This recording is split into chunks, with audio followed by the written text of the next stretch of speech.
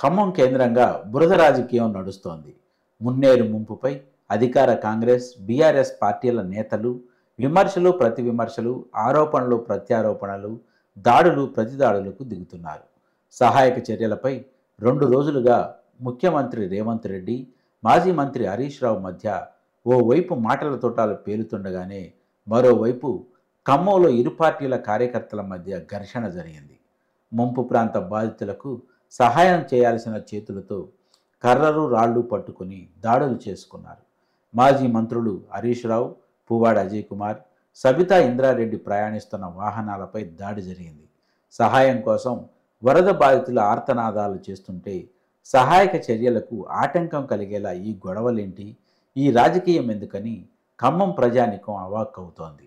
మంగళవారం ముఖ్యమంత్రి రేవంత్ రెడ్డి ఖమ్మం పర్యటన ముగించుకొని వెళ్లిన తరువాత వరద బాధితులను పరామర్శించేందుకు మాజీ మంత్రులు హరీష్ రావు, పువ్వాడ అజయ్ కుమార్, సబితా ఇంద్రారెడ్డి, జగదీశ్వర్ రెడ్డి, ఎంపీ వద్దిరాజు రవిచంద్ర, మాజీ ఎంపీ నామా నాగేశ్వరరావు నగరంలోని బొక్కలగడ్డకు వెళ్లారు. అదే సమయంలో అక్కడ కాంగ్రెస్ నాయకులు ఉన్నారు. ఇరు పార్టీల నేతలు అక్కడ ఉండటంతో పరిస్థితి ఉద్రిక్తంగా మారింది. తమ తమ పార్టీలు నేతలకు అనుకూలంగా పోటాపోటీగా నినాదాలు చేశారు, రాళ్లు రువ్వుకున్నారు. ఈ రాళ్ల దాడిలో హరీష్ రావు, పువ్వాడ అజయ్ కుమార్, సబితా ఇంద్రారెడ్డి ప్రయాణిస్తున్న కారు ధ్వంసమైంది.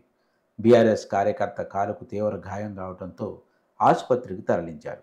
సమాచారం అందుకున్న పోలీసులు ఘటనా స్థలానికి చేరుకొని ఇరు వర్గాలను అదుపు చేశారు. బాధితులకు సహాయం చేయటంలో ఒకరికొకరు పోటీ పడాలి, కానీ సహాయానికి ఆటంకం కలిగేలా ఈ గొడవలేంటని స్థానికులు అసహనం వ్యక్తం చేస్తున్నారు. మున్నేరు వరదతో సర్వం కోల్పోయిన బాధితులు సహాయం కోసం ఎదురు చూస్తున్నారు. ఏ కొద్ది సహాయం దొరికినా చాలనుకుంటున్నారు. ఈ తరుణంలో ఎవరికి తోచిన సహాయం వారు చేయాలి, అంతేకాని ఈ బురద రాజకీయాలతో ప్రజాభిమానానికి దూరం కాకూడదు.